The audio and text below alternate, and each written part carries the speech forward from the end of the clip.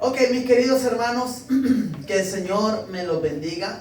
Damos gracias al Señor por estar aquí en la casa de nuestro Padre Celestial. Dijo el Señor Jesucristo cuando era pequeño: mamá, papá, ¿por qué me buscan tanto? ¿Acaso no sabéis que en los negocios de mi Padre me es necesario andar o estar? Así es que pues qué bueno que usted esté aquí, ¿verdad? Y recibió una llamada perdida, que le llame su mamá, su papá, su hermano, su amigo. ¿Acaso no sabéis que en los negocios de mi Padre el domingo a las 3 de la tarde estoy por allá en los negocios de mi Dios? Entonces, pues, para que usted tome las palabras de Cristo y se las diga a sus amigos o a quien le llama a esta hora, pero que usted no le conteste. Bueno, hermanos, hay cierta tristeza como humanos, pero gozo a la vez en la iglesia de Lakewood. Y a mí me sacudió el día de ayer por la tarde e incluso hoy por la mañana estudiando, porque me puse a reflexionar. ¿Por qué? El día de ayer vinimos por acá y nos presentamos pues para hacer lo que nos compete hacer como iglesia. Pero nos dimos a la sorpresa de que estaban haciendo un servicio fúnebre y estaban recordando la vida del pastor Bill Butner. ¿Quién fue él? Era el pastor que estaba antes del pastor Terry. No sé cuántos se acuerdan del que estaba ocupando el pastorado aquí en la primera iglesia de Lakewood. Entonces, ok, yo llegué y no, tienen algo por allí, una reunión.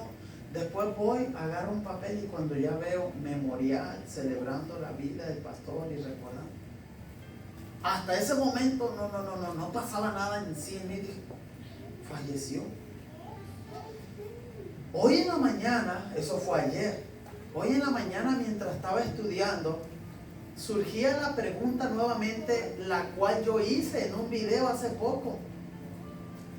Y es como que si de lo profundo de mi corazón nacía la pregunta: Leo, si en el lugar del pastor Bill hubieses sido tú el que hubieses partido conmigo, como que si me preguntase el Señor. Estaba ahí en la Biblia estudiando y aquí, y meditaba y me recordé. Dije, así tan pronto se fue el hermano, el pastor Bill. Entonces yo le pregunto a usted, mi hermano, yo por ahí puse en YouTube, no sé cuántos lo vieron, y le invito a que reflexione, que incluso no di gracias a Dios ese día y lo voy a hacer en este momento. Yo le doy gracias a Dios porque en ese video yo cuento que volví a nacer para mí. O sea, esa es mi opinión. Usted puede decir exageras, esa es mi opinión. ¿Por qué? Porque yo estuve durante la semana, llegué a una gasolinera, eché gas y los botes, o uno de los botes de basura estaba incendiándose.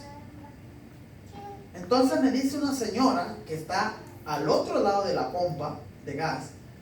Entonces me dice sin conocerme, nomás se preguntó, ¿qué es eso? Me dice, porque veía un mito. Yo dejo de echar gas, entonces yo voy. Era una colilla de cigarro que ya estaba comenzando a incendiar eso. Puede ser que hubiese estado yo o que me hubiese ido.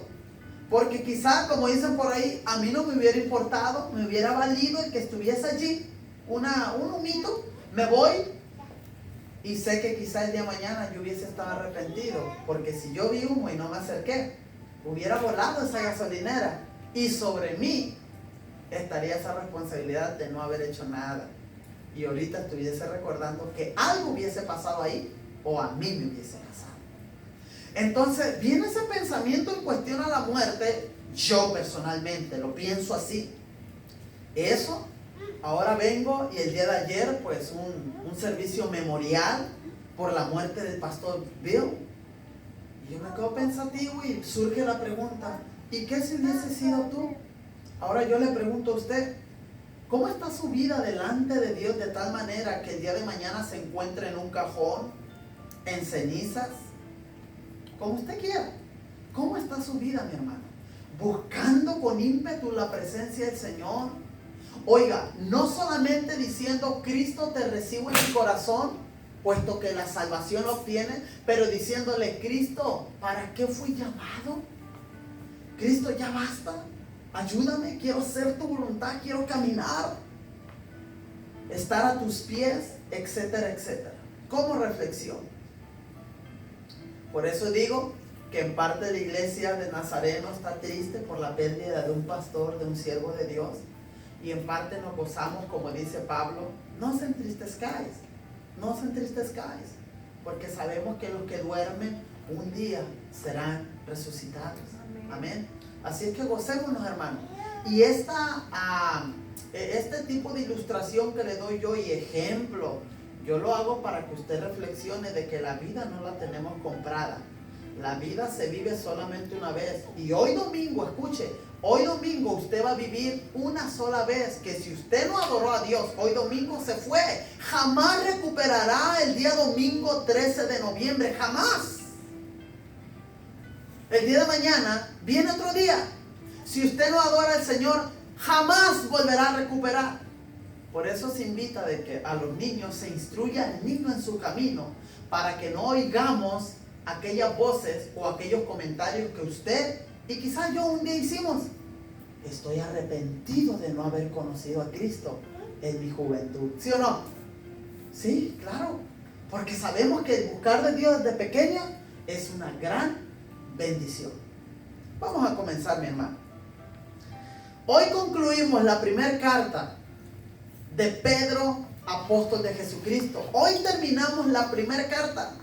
Si Dios me dirige a seguir con la segunda, a Dios sea la gloria. Pero si no, hasta hoy se termina esta carta, que es la carta de primera carta a Pedro, capítulo 5. El tema en el cual vamos a correr, a caminar sobre este tema, el tema de esta prédica, lleva por título Viviendo para la gloria futura. Viviendo para la gloria futura.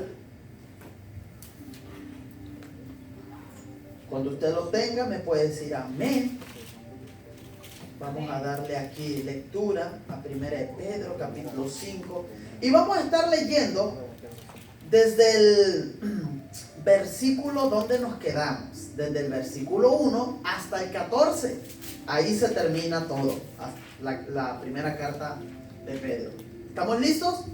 La escritura dice a la letra en el nombre de Jesús así: ruego a los ancianos que están entre vosotros, yo anciano también. ¿Quién está hablando? Pedro, ok, para que se identifique quién está hablando. Pedro. Yo anciano también con ellos, y testigo de los padecimientos de Cristo, que soy también participante de la gloria que será revelada. Apacentad la grey de Dios que está entre vosotros, cuidando de ella, no por fuerza, sino voluntariamente, no por ganancia deshonesta, sino con ánimo pronto, no como teniendo señorío sobre los que están a vuestro cuidado, sino siendo ejemplos de la grey. Igualmente, ahí les va, jóvenes, aquí hay jóvenes casados también, jóvenes, están sujetos a los ancianos, y todos sumisos unos a otros, revestidos ¿de qué? De humildad. ¿Por qué? Porque Dios resiste a los soberbios y da gracia a los humildes de corazón. 6. Humillaos pues bajo la poderosa mano de Dios, para que Él os exalte cuando fuere tiempo, echando toda vuestra ansiedad sobre Él, porque Él tiene cuidado de vosotros. Sed sobrios y velad, porque vuestro adversario, el diablo, ¿como quién anda? Como un león rugiente, anda buscando para devorarnos, al cual resistid firmes en la fe. Oiga, al diablo se resiste, ¿pero en qué? En la fe, sabiendo que los mismos padecimientos se van cumpliendo en vosotros, hermanos, en todo el mundo. En todos vuestros hermanos, en todo el mundo.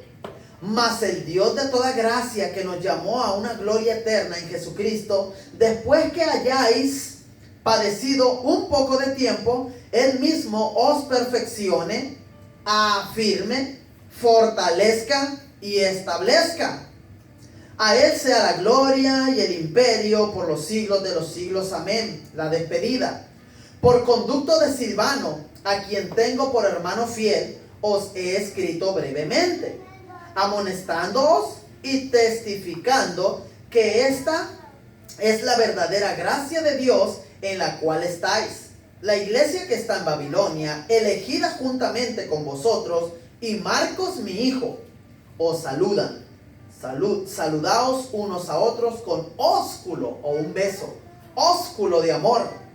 Paz sea con todos vosotros los que estáis en Jesucristo. Amén y amén. Bueno, ¿qué venimos viendo en esta primera carta de Pedro? ¿Recuerdan? Habla del matrimonio como contexto. Viene enseñándonos que la mujer se sujete a su marido, que el marido la ame, que los dos se sujeten los unos a los otros, que la tratemos como a vaso más frágil, que como iglesia estemos unidos, etcétera, etcétera. Ahora, ¿qué nos habla? Ya se está despidiendo Pedrito. El apóstol Pedro se despide en su primera carta. Ahora hace una encomienda a los líderes pastores, a los ancianos. No precisamente la palabra anciano quiere decir lleno de años. Anciano es aquella persona que está de líder en la iglesia. Y vamos a entrar en materia. Aquí Pedro viene y nos dice con la primera palabra que dice ruego. Un rogar. No es un decir, no es un dicho, no es una vez. Ruego a los ancianos. Quiero que aquí no todos lo piensen que yo como pastor o algunos de líderes digan, eso es para él. No.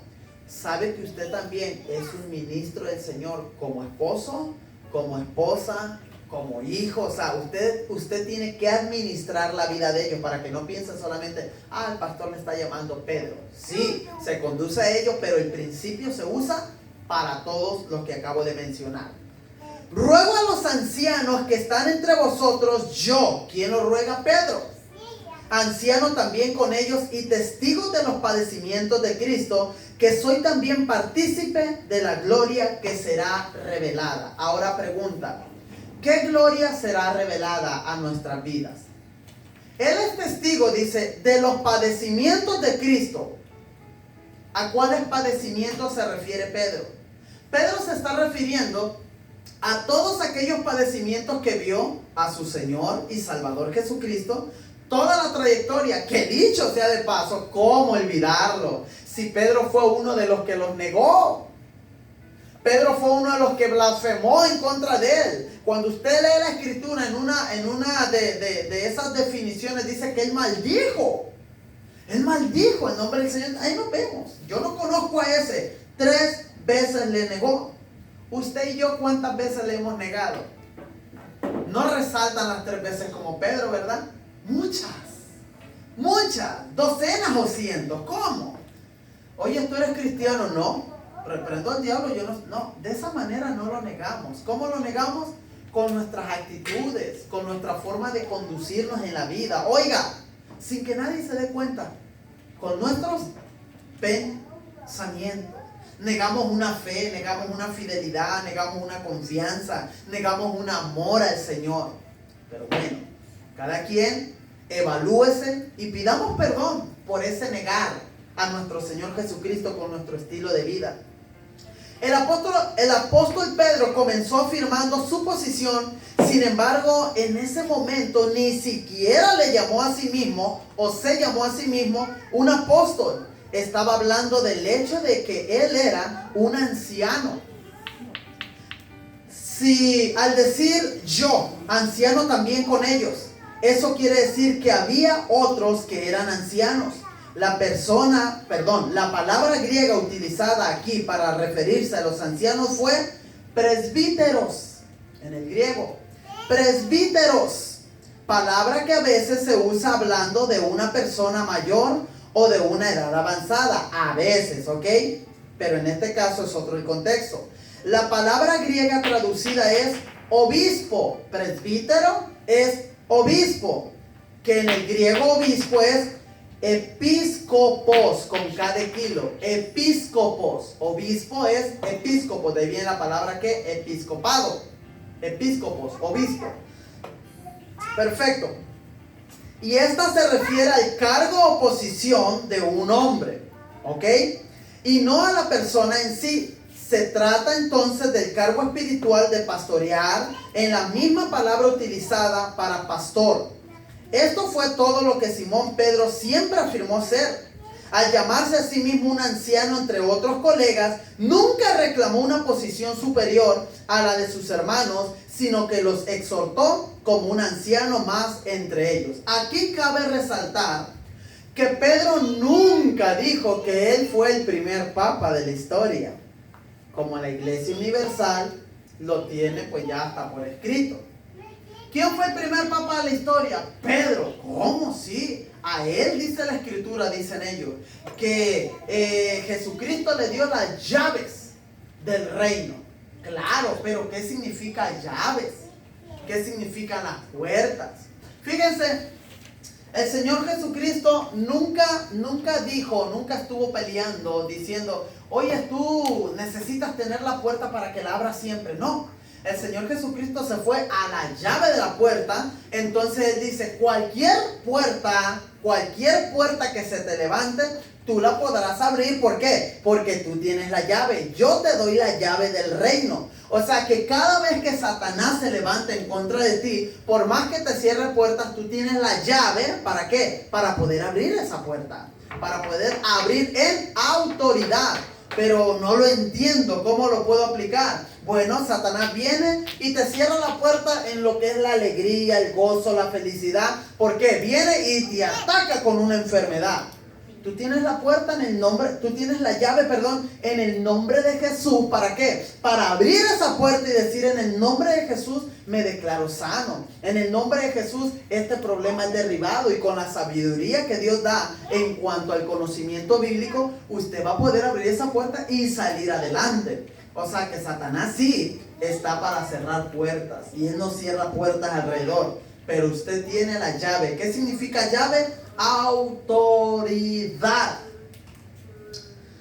Dice el verso siguiente, el verso 2. Apacentad el rebaño de Dios que está entre vosotros, cuidando de él, no por fuerza, sino voluntariamente. No por ganancia deshonesta, sino con ánimo pronto. Aquí está hablando en este caso de mi labor. Dice ahí, apacentad el rebaño de Dios que está entre vosotros. Hoy en día se conoce mucho, pero mucho, de pastores que en vez de apacentar, pues solamente están trasquilando, ¿verdad? Ese famoso evangelio de la prosperidad, en vez de apacentar a las ovejas, los están trasquilando. Tú decláralo, decrétalo, tú pacta, tú da uno da 50, tú da uno da 100, tú pacta y verás la gloria del Señor. Eso no es apacentar. Eso no es apacentar. Eso es lo que nos está presentando hoy en día los canales o el canal más conocido por ahí, ¿verdad? Uno que te enlaza y no te puedes despegar de allí. Te enlaza y te quita tu dinero. La palabra del Señor, oiga, aquí a nosotros como siervos nos dice apacienta, aconseja, dale la palabra, cuídalo, atiende. En este caso usted papá, usted mamá, ¿cómo está apacentando a sus hijos? Apacienta. Escuche, voy a avanzar en esto, miren. Pedro estaba enfatizando el hecho de que un anciano ocupando el cargo de un obispo había de ser el pastor de la congregación. Hay que aclarar que los ancianos nunca se hablan en singular, porque nunca tenían que haber uno único en una congregación. El pastoreo o la obra pastoral sugiere provisión espiritual. Escuche lo que nosotros como pastores y usted como el pastor del rebaño, que es su hogar, debemos de hacer. El cargo de obispo había de ser, perdón. Pedro estaba enfatizando el hecho de que un anciano ocupando el cargo de un obispo había de ser el pastor de la congregación. Hay que aclarar que los ancianos nunca se hablaba en singular, porque nunca tenía que haber uno único en una congregación. El pastoreo o la obra pastoral sugiere provisión espiritual, protección, supervisión y disciplina, instrucción y dirección. Fíjese, todas las cosas que debe de haber.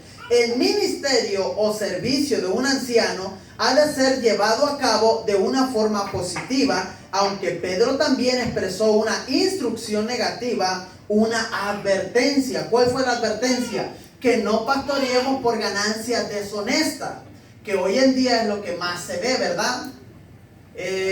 Ya empezó la maratónica por ahí. ¿Cuántos ven de repente ahí ese canal? Ya ahorita noviembre, mes de maratónica. Este mes de maratónica, ¿qué es lo que hacen? Pues ellos le sacan el dinero y la plata a la gente. ¿Por qué? ¿De qué manera? Pues de la manera en que, ¿qué problema tienes tú matrimonial? Amén. Pues pacta con Dios, envía tus 20, 30, 40, 50 dólares y después te hacen que lo hagas al mes, que tú estés apoyando. Hay muchos que se han vuelto muy sinvergüenzas en este sentido. Dicen, ok, así en la tele, ok, tú estás enfermo de un cáncer. ¿Cuánto pagarías para que llegue esa sanidad? Porque pues obviamente al ir al hospital te hacen sesiones de la quimo y un montón de cosas. ¿Cuánto se gasta en el traer sanidad en un cáncer? Bueno, según la cantidad que tú vayas a gastar en esa sanidad de tu cáncer, tráelo para acá con Dios, pacta con Él y Él te va a sanar. No se los lleves para allá a los médicos, trae ese dinero para acá. ¿Ustedes creen que ese es el buen pastoreo? ¿Ustedes creen que ese es el cuidar, el mirar por la oveja? ¿Acaso la Escritura no dice, de gracia recibiste, da de gracias? Si yo sé que tengo al Señor, al Espíritu de Dios, a Cristo, si yo tengo autoridad, ¿cómo no voy a ir a imponer las manos o mis manos en aquella persona, como dice la Escritura, y decirle, en el nombre de Jesús, recibe sanidad gratuitamente? Así es que no le hagan caso a esos, dicen los argentinos, a esos chantas, a esos rateros. Póngase pilas. En primer lugar, Pedro dijo que los ancianos tenían que servir impulsados por motivos correctos, con un espíritu apropiado, no sintiéndose obligados a hacerlo, sino por el hecho de que ellos habían escogido libremente hacerlo así. Hermanos, usted está consciente que usted es parte de una congregación, ¿verdad? En este caso, no voy a decir su obligación, su deber es que si yo voy a su casa como pastor, como siervo del Señor, yo vaya y me siente con usted, usted no sea renuente y reciba mi consejo, porque a mí Dios me pone en el sentir de ir, ¿sabe qué? Esta familia está flaqueando, esta familia, ¿lo miras? Muchas de las veces el Señor nos da un discernimiento y activa ese don, el don del discernimiento. ¿Los miras? Mira a esa pareja que está por ahí, míralos. Los miras juntitos, ¿verdad? Pero en su casa, como perros y gatos. Mira a esos niños, están siendo maltratados. Dile a su mamá que deje de gritarle y que le dé el ejemplo de ser una mujer o su papá o su hermano mayor. Dile que, etcétera, etcétera. Usted como oveja, como siervo, como hija o hijo de Dios, reciba la disciplina de su pastor, que en este caso viene de parte de Dios, siempre y cuando su pastor, su líder, use la Escritura. Y en otros de los casos, pues, no necesariamente es de que va a venir el pastor, el Señor me reveló que ustedes están en pecado. No necesariamente, sino muchas de las veces nos sentamos como usted y yo sabemos que nos hemos sentado y que buscamos tratar de que nuestra familia, o tratamos y buscamos de que nuestra familia esté mejor cada día. Esa es nuestra labor. Aquí Pedro enfatiza la labor, el trabajo y la responsabilidad de nosotros como pastores. Recuerden que nos estamos preparando. ¿Cómo se llama el tema? ¿Cómo dice ahí? ¿Apuntaron? Viviendo para la gloria futura. En este caso, mi preocupación o mi ocupación, más que preocupación, mi ocupación, mejor dicho, es de que usted viva hoy bien, sano, recto, camine para la gloria futura y usted pueda ser galardonado el día de mañana. Porque qué triste, escuche, qué triste si nos vamos y no obtengamos nada. Yo sé que usted puede decir con una mentalidad, pues una mentalidad conformista, no hermano, con la salvación basta, oh santo, no, yo me quedo tranquilo, yo no hago nada, ya, ¿para qué pedirle más al Señor? No es de que usted le vaya a pedir más a Dios, sino que Él está pidiendo a usted que trabaje. Porque podemos pensar de esta manera, ¿verdad? ¿Sí lo entendió? Una cosa es que usted diga, no, yo para qué galardones, con la salvación basta, y se queda tranquilo. Pero los galardones, ¿por qué vienen? ¿Por qué causa? ¿Por qué le dan galardones a usted? Por el servicio. Entonces el servicio es un deber. El servicio no es de que si usted quiere o no quiere, no es de que se va a quedar con los brazos cruzados. Obviamente lo puede hacer, pero nuestro deber como hombres y mujeres de Dios es hacer la voluntad del Señor, y en esa voluntad del Señor es donde vienen las recompensas. Ahora, vuelvo y reitero con aquella pregunta que un día le hice. ¿Quién cree usted que recibirá más galardones si usted hace la voluntad de Dios? Ok, vemos a un G.J. Ávila que está en la presencia del Señor, y a un Billy Graham que está a punto de partir casi, ya está muy viejito el anciano. Ellos vivieron para Cristo, se desbordaron toda su vida, cientos, miles de almas, hicieron la voluntad del Señor. Pero usted estuvo aquí en la gran comisión, y la labor que el Señor le puso era lavar los baños de la iglesia. Santo Dios, ¿a quién le gusta eso, hermano? Por Dios. Se presenta, adelante Billy Graham, adelante hermano Dari por acá. ¿Cuáles fueron sus hechos? No, pues Billy Graham, no, pues, por favor, tengo que darte mi nombre, mis hechos y demás. Sí, pero ¿cuáles fueron tus hechos? Quiero que tú estés consciente. No, bueno, prediqué en todo el mundo, me gané 30 millones ahí, más o menos, Señor. 30 millones de almas, fui el predicador que le habló a más almas en toda la historia, etcétera, etcétera. Entonces, bueno, muy bien. Unas coronas con perlas, diamantes, tu nombre escrito. Hermano Dari. Ay, hermano Dari, escucha. ¿Qué hizo usted? Pues barrí los baños y los trapié y los limpié ahí en la gran comisión. Hermano, le da un poco enfadoso, pero lo hice. Cada vez que me tocaba hacerlo, ahí estuve. Por 15 largos años, 20 largos años, ahí estuve haciéndolo. Y luego cuando viene, a ver Ángel Gabriel, pásame la corona, y las ve iguales. ¿Cómo? Pero Señor, disculpa, te estás equivocando. Él hizo más, Señor. Millones de almas en canales americanos, internacionales, de todo el mundo. Movió gente para aquí, para allá, etcétera, etcétera. Se sabía la Biblia, yo apenas me sé Juan 3:16, Señor. No, espérate, le voy a decir. Dale, ven para acá, le voy a decir. Es que no consiste en tus obras, consiste en que tú hagas mi voluntad. Y si tú haces mi voluntad, no hay diferencia entre aquel que hizo más en cuanto a cantidad, en tú que hiciste menos, pero calidad. Así es que no hay problema.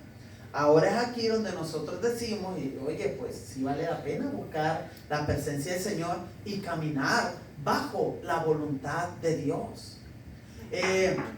Porque en este tiempo lo he dicho, ¿por qué no pasan cosas en nuestras vidas? Voy a expresar de esta palabra, extraordinarias. ¿Por qué no pasan cosas extraordinarias? Que usted sabe que es el Espíritu de Dios. ¿Por qué no fluye tanto? Porque no estamos haciendo la voluntad de Dios. Al no hacer la voluntad de Dios en nuestra vida, el Espíritu de Dios está apagado, está contristado.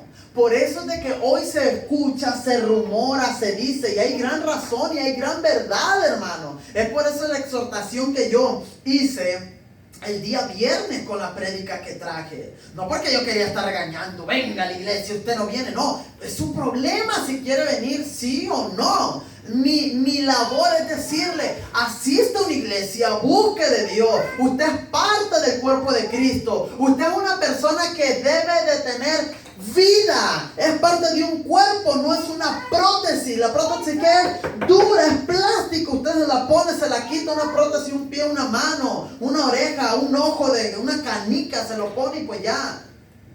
pero no siente. Usted debe estar en el cuerpo de Cristo sintiendo. Hermano Leo, ¿dónde va a ir a predicar? Hermano Leo, ¿dónde va a hacer lo siguiente? Hermano Leo, allá hay necesidad. Hermano Leo, ¿qué vamos a hacer? Y no necesariamente todo, hermano Leo. Usted mismo en su comunidad. Siempre va una viejecita por ahí caminando. Voy a ir a preguntarle si tiene necesidad. Y va, disculpen, y vive sola. Me pasó una experiencia y se la conté a mi esposita. Me partió el corazón. Vi a una señora por ahí por la comunidad donde vivimos y ella venía con dos bolsas de mandado, pero con su brazo roto su brazo. Y luego venía como así, viejita, no sé, casi 80 años, yo no quiero exagerar, débil, venía por la carretera así, no la carretera, la calle, el highway. Entonces venía, plum. Entonces yo paso y la veo débil, que la veía como que se iba a caer. Y sentí, dale un ride, levántala, llévala a su casa. Ya estaba llegando a la casa cuando me devuelvo, ok. Doy le bajo. Excuse me, pensé que era gringa, más que era blanquita. Excuse me, do you need some help? ¿A que venga? Y luego me dice, ¿eres hispano? La viejita. ¿No me ves mapache? Y luego digo, disculpe, ya me bajé rápido. Le digo, ¿gusta que la lleve a su casa? Me dice, a ti te envió el Señor. Eres un ángel del Señor, me dice. Muchas gracias. No podía levantar las piernas ni nada. ¿Qué hice? La tuve que cargar. Ella estaba así y lo subía y su brazo y pues no podía agarrarse del carro. Esta manita débil, el pie no lo podía mover. ¿Qué hice? Ahí vamos, en el nombre de Jesús, la agarro y plum. Ya cuando llego, toco, le digo, ¿qué le pasó? Le digo, ¿qué pasó con usted? Me dice, lo que pasa, como siempre, dice mi familia. Mi hija vive con su hija y con su nieto. Su nieto cuando me abrió era grandote. Mi nieto ahí me está, cuando me meto a bañar me gritan, apúrate, siempre tarda, y aquí, allá. Yo en mi corazón, es como que si alguien me hubiera dicho aquí claramente, ella está siendo abusada. Ella está siendo abusada por su hija, por su nieto. Lo sentí así en el alma, está siendo abusada. Quizás no la golpean, pero no la tratan como una anciana. Y sentí en mi corazón, está siendo abusada. Entonces, cuando llego, la bajo, la ayudo, le cuelgo su mandadito allí y empiezo a tocar. Y sale un hombre, es un joven, barbón. Le digo, disculpa, le digo, aquí está tu mami, le digo, aquí está tu mami. Y no me habló para nada, él no me saludó. La viejita me dice, que Dios te bendiga. Me hace así, me agacho y me da un beso.